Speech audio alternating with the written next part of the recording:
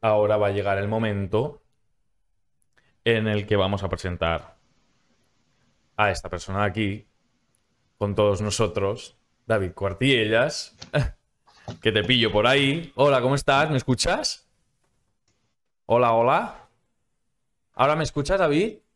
Ahora sí. Ahora sí, me voy a poner, por si no, yo tampoco me escucho. Yo estoy muy habituado a las entrevistas aquí. Ya no me acordaba que tenía con esto. Ahora sí, ¿no? ¿Me escuchas? Sí, sí. Al principio no te oía, pero luego cuando has empezado a decirme ahora sí, entonces sí, Ahora, es la palabra mágica. ¿Cómo ya te digo. estás? Pues bien, bien, aquí terminando el día. Qué bien. Bueno, ahora sí, la presentación es oficial. ¿Sí? Tenéis delante aquí a David Cuartillas, que es el cofundador de Arduino, que como habéis podido ver, lo que os hemos dicho, lo que acabamos de hacer con Edgar es hacer toda esa parte práctica de todo lo que pueden hacer gracias a la parte de código abierto, tanto de hardware como de software, y aquí tenemos al responsable de todo esto. Entonces, vamos a. Ahora, evidentemente, yo conocía Arduino, pero no sabía tanta cosa y ahora me apetece saber un poco de dónde viene todo esto. Entonces, tenerte delante ya para mí es un honor para que me puedas explicar. Así que gracias por venir y por estar aquí con nosotros hoy.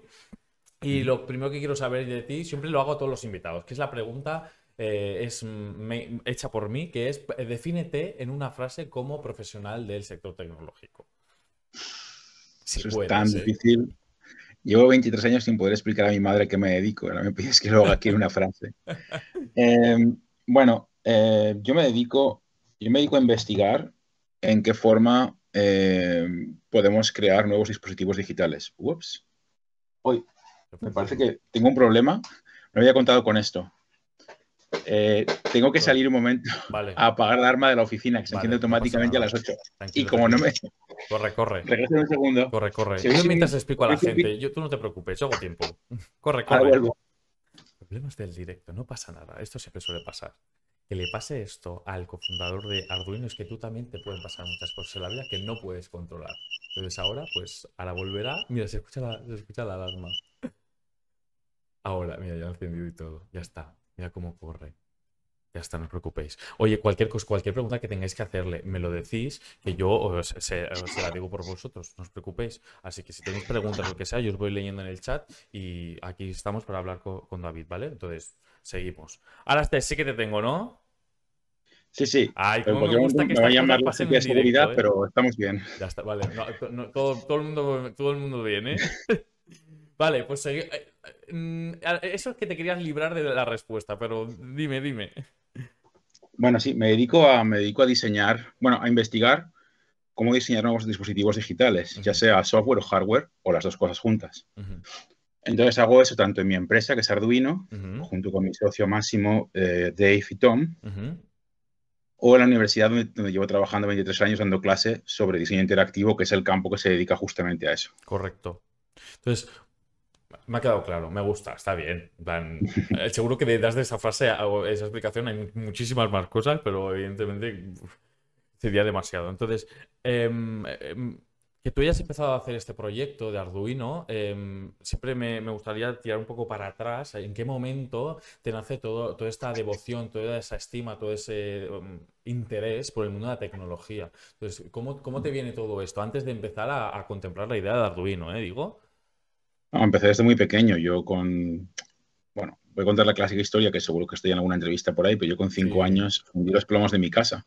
Casi como lo que me acaba de pasar ahora, pero teníamos un kit de electrónica que me Sí. regaló mi padre y tenía unas bombillitas pequeñas y así, y se me ocurrió que si funcionaba con una pila, la bombillita pequeña conectada a la pared iba a lucir muchísimo más. entonces, entonces conecté una bombilla de 4 voltios a 220 y explotó la bombilla y se fue la luz de toda la casa. Y adiós. Eh, y yo no me hice nada de puro milagro, o sea que sí. Pero vamos, ya empezó ahí y desde ahí hasta hoy. Con 9 años mis padres compraron un ordenador, aprendí a programar. De hecho, suspendí la asignatura de lengua por programar el mapa de España, que tiene su gracia. ¿Cómo? Eh, pues sí, bueno, cosas que pasan. Mi vida. Sí, luego saqué buenas notas, pero Vale. tuve un momento clave ahí, un momento de inflexión. Y, y luego pues entré a estudiar ingeniería, que es lo que siempre me gustó estudiar, o siempre es la cosa que tenía en mi mente que quería estudiar. Ujú. Y cuando salí de ingeniería me empecé a informar más sobre quién usaba la tecnología y me di cuenta que había un factor humano que la escuela de ingeniería nos enseñaba hace 20 años cuando yo estudié. Así que empecé a ver en qué forma podía trabajar en el mundo del diseño y, y surgió la oportunidad de trabajar como profesor de tecnología en una escuela de arte y diseño aquí en Suecia Ajá. y vine para acá. Y a partir de ahí hasta hoy. Y Entonces, ahora ya. sí, ha sido siempre vocacional el tema de tecnología en mi caso. Un Madre segundo que mía. justamente me llaman de la agencia de seguridad para comprobar que no están robando en la oficina. Tranquilo, no te preocupes. Hey, hey, what's up? Cosas del The, directo, no pasa nada. the alarm went off. It was me because I was sitting in my office with the door closed and the alarm went off.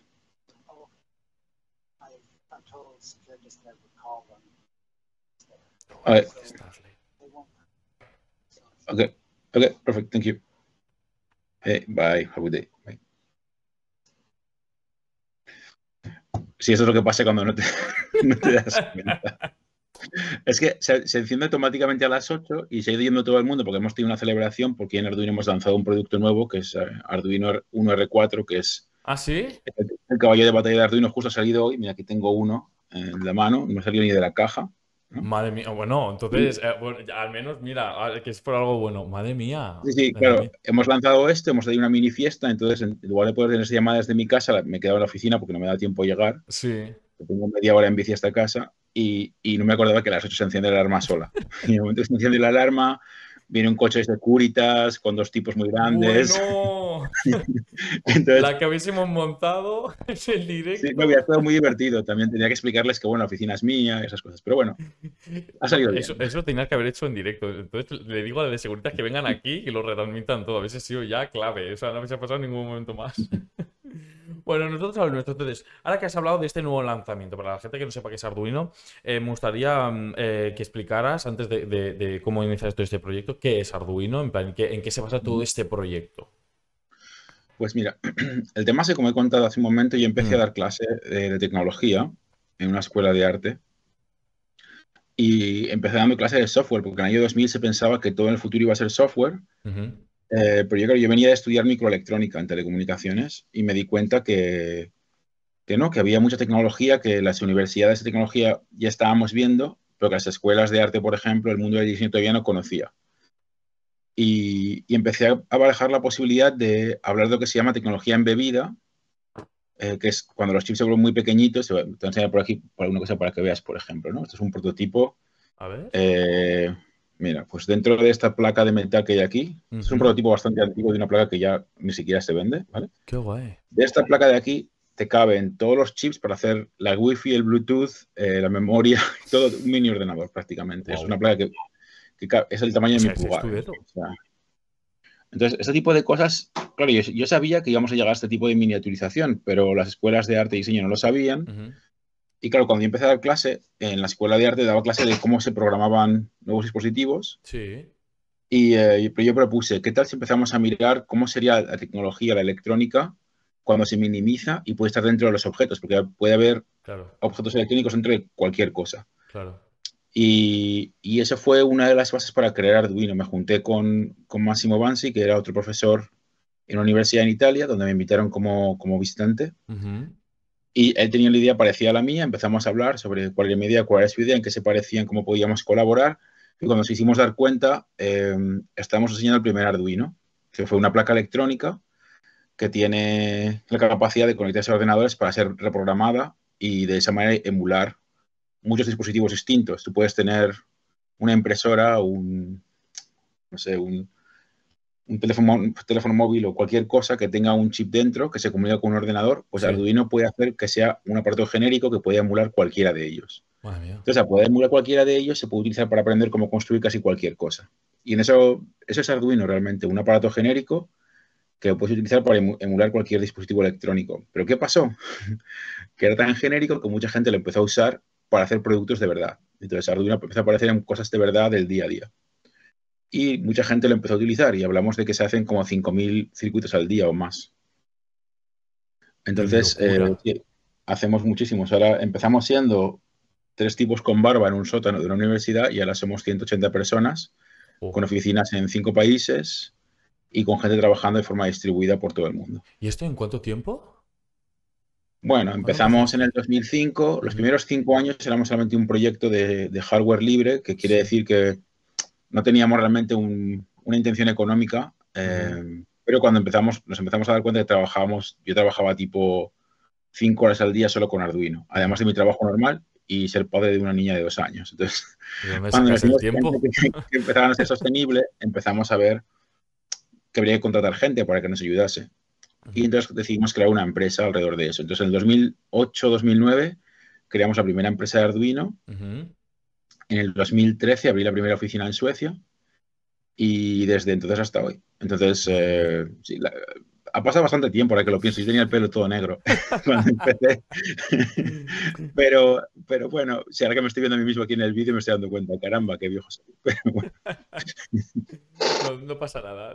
Estás envejeciendo muy bien, ¿eh? No, no te oh, preocupes. gracias. Me lo tomaré como un cumplido. Sí, sí. Oye, y porque has comentado el tema del hardware libre. Ujú. Coméntame, porque al final Arduino en la base inicial se basaba principalmente en eso. Entonces, cuéntame un poco en qué consistía y bueno, en qué consiste toda esta parte de poderlo hacer, porque Sí, que hay detrás de eso incluso una comunidad, incluso.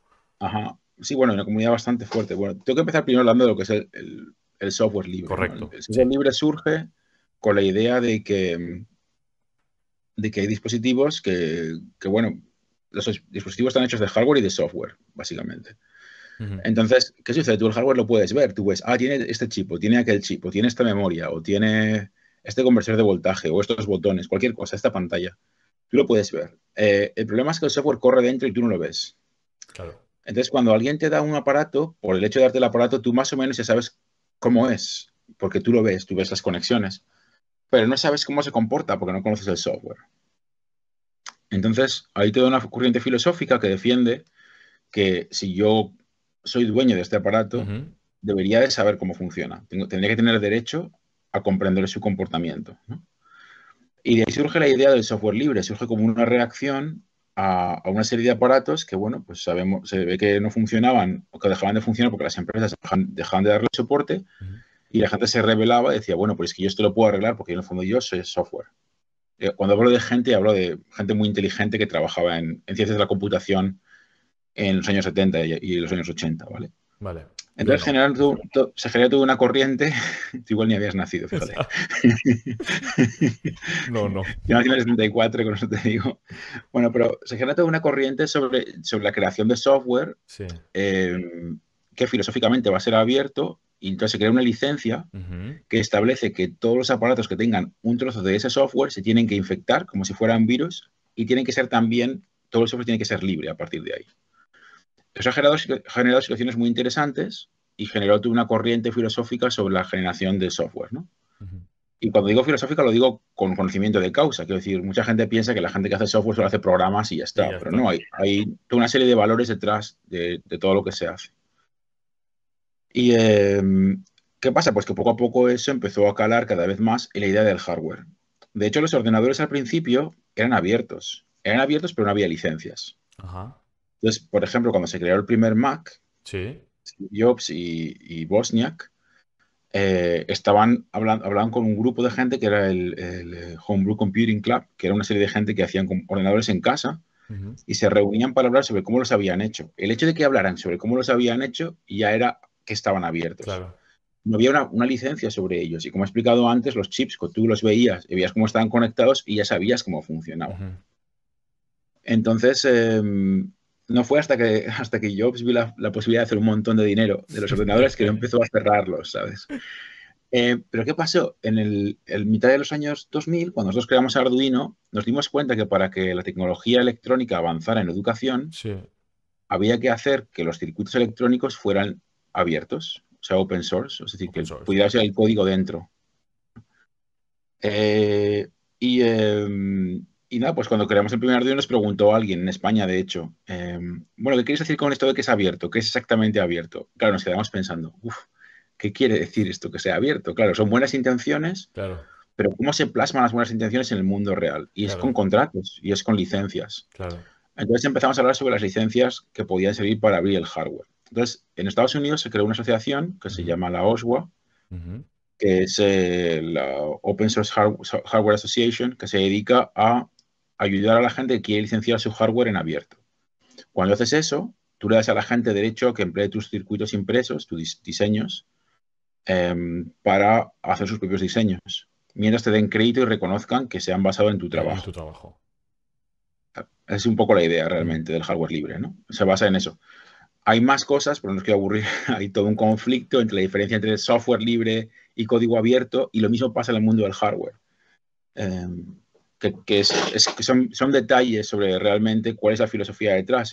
Lo libre, cuando empleas la palabra libre, es más una cosa que tiene que ver con la filosofía de izquierdas, y cuando empleas la palabra abierto, tiene que ver con algo mucho más pragmático que incluye aspectos que tienen que ver con la economía.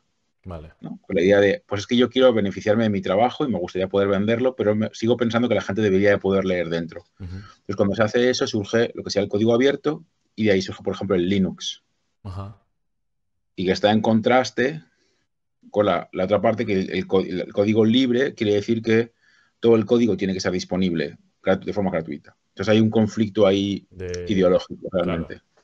Madre mía, vale. Pues, Por eso digo que estoy atento, pero... Tengo un doctorado en el tema, si quieres podemos hablar sobre eso.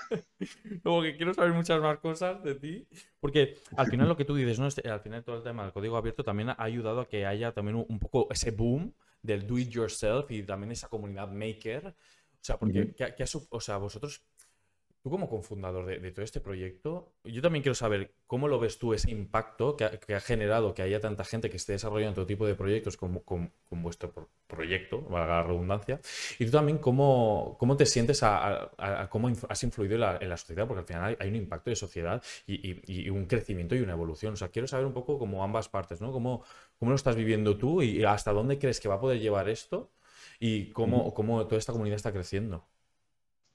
Pues sí, mira, por una parte, la idea de cómo lo estoy viviendo yo, pues es un sueño hecho realidad. Yo, cuando empecé a estudiar ingeniería, sí pensaba, algún día haré un programa que todo el mundo lleve en su bolsillo. Madre mía. O sea, realmente era como, yo pensaba, ¿cuál es lo más a que puede aspirar un ingeniero? Hay gente que piensa, ser multimillonario como Elon Musk. Bueno, Elon Musk no es ingeniero, Eso partamos para de ahí. empezar. ¿Vale? Entonces, claro, yo me planteaba, ¿qué es realmente lo que puedo aspirar, ¿no? Pues que todo el mundo lleve un trozo de mi software en su bolsillo. O sea, decía que sea una máquina. En aquel momento, cuando yo estudiaba, no existían los teléfonos móviles. O sea, empezaba a haber teléfonos móviles analógicos, pero no existían como son ahora los smartphones, no aparecían hasta el año 2007. Entonces, claro, era impensable la idea de que hubiera un ordenador en el bolsillo de cada persona. Pero, claro, yo tenía eso como un objetivo, ¿no? Luego, cuando ya empecé a trabajar, creo que me volví mucho más humilde al respecto. Y dije, bueno, me basta con que lo que yo haga funcione en algún sitio. Y ya está. Y si a alguien le gusta, yo ya me doy por satisfecho. No, bueno, claro. Yo creo que estudiar te pone en tu sitio y te da un poco de perspectiva de realidad, ¿no? El mundo es muy complicado y conseguir que tu trabajo llegue a funcionar ya es un paso bastante complicado. Entonces, claro, cuando llegó la situación de Arduino, fue como un sueño hecho realidad. Yo siempre digo que para mí, del día 2 de Arduino en adelante es todo extra. ¿Sabes? Hacer la placa, ponerla en marcha, emplearla con mis alumnos, fue fantástico, funcionó muy bien. Todo lo demás es todo extra. O sea, yo jamás pensé que iba a llegar hasta ahí, jamás imaginamos que iba a tener el éxito que está teniendo. Ahora, ver hasta dónde llega, ver que ahora contratamos a gente en la empresa de Arduino que te dice, es que yo empecé a programar en Arduino con 10 años y ahora tengo 25 y me acabáis de dar mi primer trabajo en Arduino. Claro, dices, ¿hasta dónde hemos llegado? Claro, te das cuenta y dices, ¿no? Cuando ves que la gente que contratas en tu oficina, pues empiezan a hacer mayores, empiezan a tener hijos, pagan hipotecas, dices, ¿hasta dónde hemos llegado? Claro, ¿no? O sea, Que final, toda esta gente depende un poco de que nosotros sigamos haciendo las cosas bien, ¿sabes? Entonces, sí, es muy reconfortante. O sea, más allá de ver que la gente la emplea y demás, obviamente, para mí tiene mucho más impacto emocional lo que está muy cerca de mí. Es la gente con la que convivo todos los días, con la que hablo todos los días. Tiene mucho impacto, ¿no? Pero bueno, luego, claro, te vas a lugares como yo he estado en el mercadillo de electrónica de Bangalore en la India, donde venden los proyectos hechos para los estudiantes de secundaria y llevan con una placa Arduino dentro. Copiada, pero Arduino. A 1 euro. Sí, sí, no, pero es gracioso ver cómo, sí, el impacto es tal que has conseguido que hubo un momento que peligraba nuestro royalty sobre la marca, Claro. porque cuando alguien hablaba de un circuito electrónico decía un Arduino, aunque no fue un Arduino. Entonces, ¿sabes? Que eso no es mío, ¿eh? Claro, se devalúa la imagen de Claro. marca cuando la gente se convierte en una palabra común. Sí. Entonces, Bueno, como voy a hacer un símil muy tonto, pero como la palabra Kleenex, ¿sabes? En plan. no, justamente es el ¿Sabes? ejemplo básico. Tienes el ejemplo básico que de hecho estaba a punto de mencionar, pero me has quitado. No, Maldito sea. estamos conectados.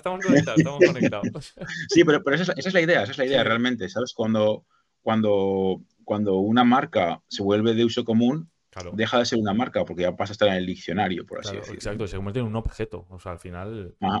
Es Pero el nombre de la claro, cosa, claro, es lo que tú dices, ¿no? y Que al al ser el final. nombre de la cosa, pues ya no puedes registrar el nombre de la cosa. Eso no lo permite la agencia de marcas.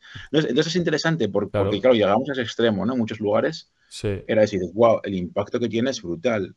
O sea, el hecho de que la gente lo use y demás.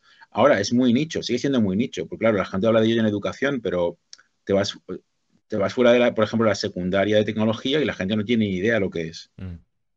Pero la gente que está en secundaria de tecnología sí sabe lo que es. Claro.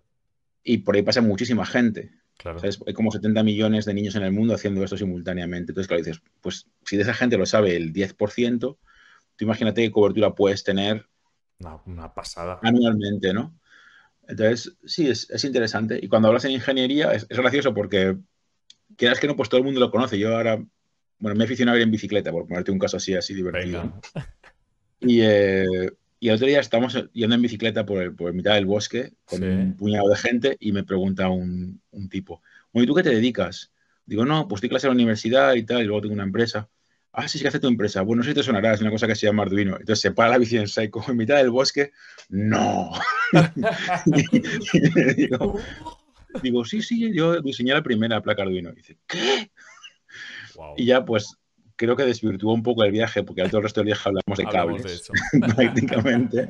Ya a la naturaleza, a tomar por saco. Sí. Y hablando. Pero te quiero decir que, o sea, es interesante porque de pronto, pues, claro, la gente, quieras que no, hay gente que sí sabe de ello, ¿no? Y esa gente, pues está ahí. Lo que es interesante es que somos bastante anónimos, la gente que estamos dentro de Arduino. Entonces, Sí. a mí la gente me conoce un poco dentro de España, pero tampoco es que la gente me pare por la calle. Claro, Lo cual bueno, mejor. también está muy guay. Mejor, ¿eh? Puedo hacer mi vida tranquilamente. Claro. Y no soy como un jugador de fútbol famoso. Claro. Y no tengo ningún problema. Claro, mejor, no, mucho mejor, seguro. Al margen de que tampoco tengo los millones, me quiero dejar esto claro. Bueno, hay que compensar, que no se puede tener todo, David. Pero sí que es cierto que al final, que hablen, o sea, que tú hagas un proyecto, que lo hayas hecho con eso que decía, ¿no? Eres 3 o 4, que montáis el proyecto y que después hay una comunidad que vive tanto por ello, que sabe lo mismo que tú, que tiene conocimiento de ello, que lo que tú decías, ¿no? Que con 10 años empezaste y ahora después de 15 años, o ahora que tiene 25, ves cómo ha crecido y aún sigue apostando por eso. Es decir, su trabajo se va a dedicar a eso. Que haya nacido de ti, que tú haya una comunidad tan grande, me parece, bueno, a mí me parece fascinante. O sea, yo soy tú y estaría, bueno, por las nubes. Y bueno, pero con los pies a tierra hay que tener siempre. Y sí que es cierto que, claro, tú en todo este tiempo, casi estas 2 décadas, habrás visto un montón de proyectos que se han desarrollado. En plan, ¿te acuerdas de esos que dices, es que esto es un gran proyecto? Que te sientas en plan, ¿tienes conocimiento de este tipo de proyectos? Sí, bueno, hay un montón que decir ahí. Creo que también hay que cogerlo esto desde una perspectiva de quién lo hace. Claro. O sea, yo no sé, que por ejemplo te puedo decir, todos los vehículos de tierra de SAS, de la empresa de vuelos escandinava, lleva un Arduino dentro para geolocalizarlos. Es decir, a nivel de ingeniería, pues están muchísimas partes, muchas más de las que conocemos, porque muchas empresas, pues, por un tema de seguridad y secreto no lo comentan, ¿no? Entonces, claro, te puedo decir los que conocemos por casos de negocio.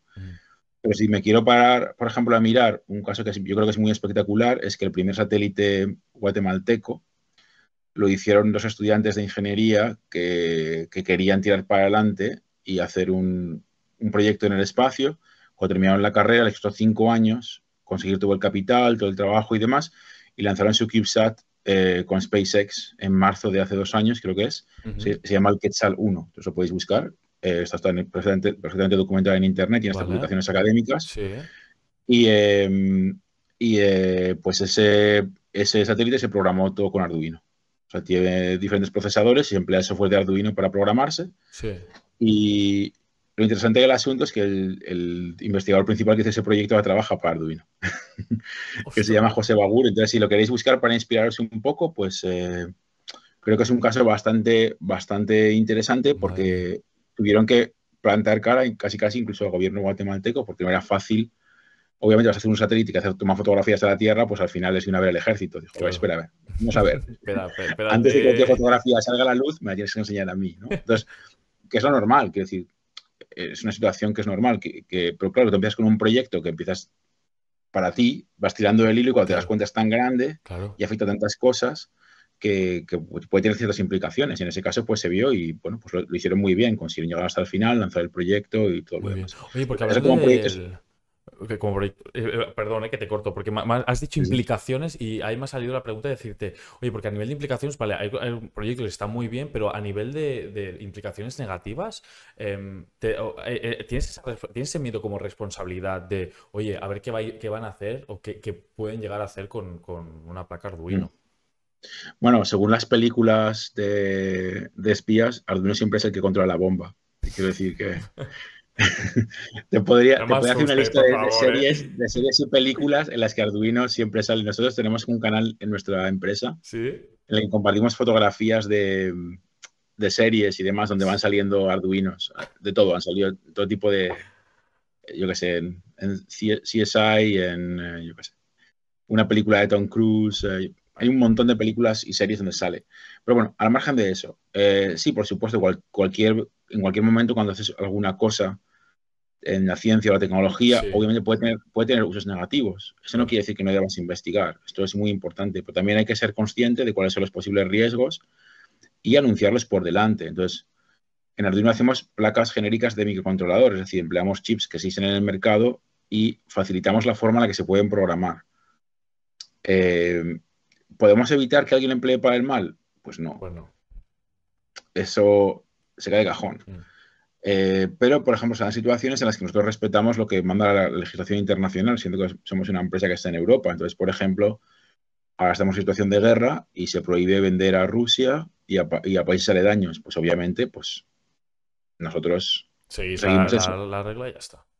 Claro, que luego puede llegar a través de mercados grises, terceras personas, etcétera, etcétera. Pues desafortunadamente, como hacemos unos sistemas que no son trazables, porque eso los encarecería de forma imposible y serían muy difíciles de utilizar en educación, pues no hay forma de hacerlo realmente, ¿no? Es como el clásico de en la cárcel le hacen un cuchillo con un tenedor torcido, ¿sabes? Es que claro, no, pero es un poco eso. Entonces, pero sí, es una muy buena pregunta porque entiendo que la gente que escucha este programa es porque está interesada en desarrollarse dentro de lo que son las nuevas tecnologías. Claro. Cualquier tecnología, sea software o hardware, tiene muchos riesgos asociados. Fíjate, por ejemplo, algo tan sencillo como las cookies, que lo que hace es ayudar a la persona que emplea un navegador a que recuerde sus preferencias para no tener que meterlas a mano cada vez. ¿Qué pasa? Que a través de las cookies te pueden seguir, pueden obtener información sobre ti, saber qué cosas has navegado, etcétera, etcétera, ¿no? Incluso el otro día vi en Google que podías hacer en plan, que como tienes activado lo de la ubicación, te pueden controlar cuál ha sido tu viaje que hiciste. El otro día lo puso Edgar, mi compañero, en plan, oye, que puedo ver que en 2015 a tal hora hiciste un viaje, que cogiste un tren y un coche, no sé qué, y es como, uy, ojo. Claro. A eso voy. Entonces, esa información que puede ser muy útil si te pasa algo, por ejemplo, para poder encontrarte, alguien la puede emplear para el mal al mismo tiempo. Entonces, esa es realmente la cosa de la que tenemos que ser conscientes. Y cuando creemos una tecnología, si no podemos protegerla, pues por lo menos explicar a todo el mundo cuáles son los riesgos para que todo el mundo lo sepa, ¿no? Y eso, cuando yo trabajo en la universidad, por ejemplo, trabajamos muchísimo con eso. Pero hay otras implicaciones indirectas que no se habla mucho, como son, por ejemplo, las implicaciones para la sostenibilidad.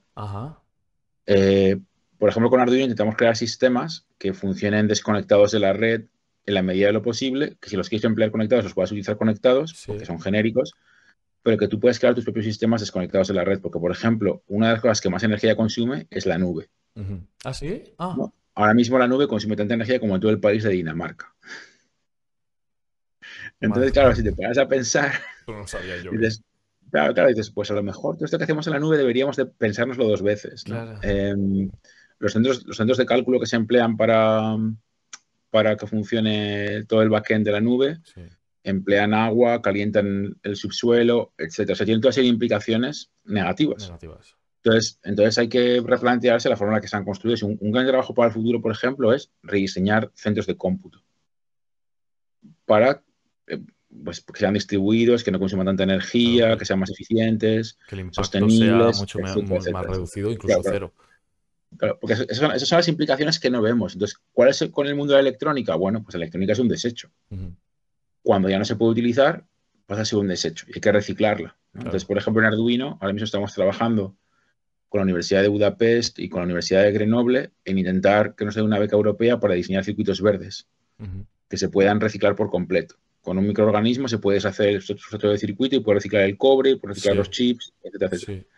Entonces, estamos intentando que esto sea una política europea a largo plazo, ¿no? Entonces, claro, ¿qué puedes hacer como empresa y como estudio, como, yo qué sé, instituto de investigación? Sí, Pues buscar la forma que la tecnología sea cada vez más verde, por claro. ejemplo. Sí, sí. Entonces, sabiendo cuáles son los riesgos, en lugar de ocultarlos, pero sabiendo cuáles son, puedes Es trabajar en su trabajar contra. encima de eso y decir, Eso oye, es, lo vamos compensando. Oye, claro. y dentro de, vamos a hablar de proyectos que seguro que también vosotros desarrolláis, porque cuéntame, esta nueva placa que me has enseñado, Ujú. ¿puedo saber más cositas? ¿Qué actualizaciones tiene o qué novedades trae? Quiero saber cosas. Pues, hombre, te puedo enseñar cosas porque ahora que la hemos lanzado ya no tenemos el embargo de silencio, pero ya hemos trabajando meses en esto. Mira, te lo voy a enseñar aquí en vídeo, mira.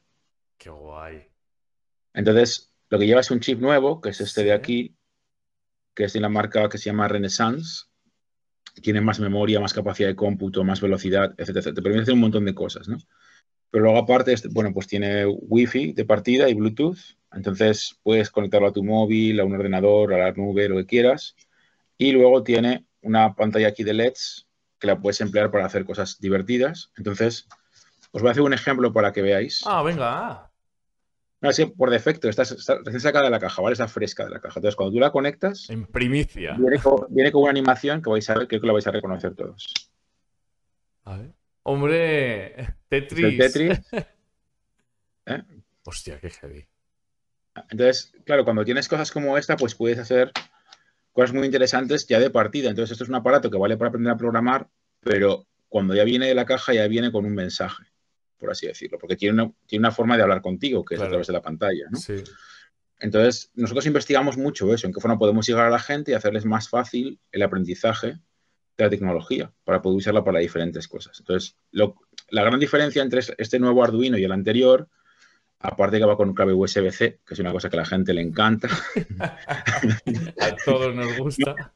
es que tiene una interfase mucho más amigable y más humano a la hora de poder comunicar, ¿no? Porque Mm, aquí con una pantalla que creo que son como 98 LEDs, que se dice pronto, ujú, consigues muchísima resolución para poder transmitir muchísima información. Pero correcto. aparte, puede comunicar de forma inalámbrica y puede acceder a todas las cosas que suceden hoy en día en el mundo de la tecnología, como es Ujú. la Wi-Fi, el Bluetooth, la nube, conectar con un teléfono, un tablet, lo que sea. Y todo eso en esa plaquita.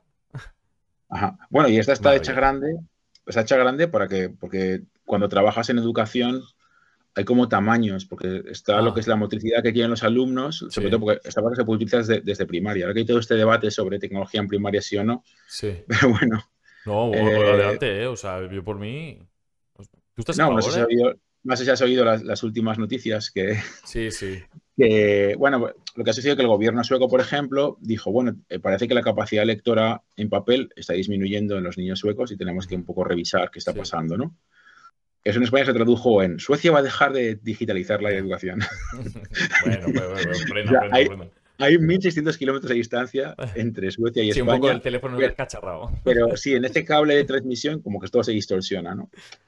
Y si, bueno, si le tengo que dar crédito a alguien, creo que hay que darle crédito, por ejemplo, a La Vanguardia, que creó como un foro de debate donde diferentes personas han ido escribiendo en las últimas semanas sobre Sí. diferentes perspectivas sobre Mm, esto.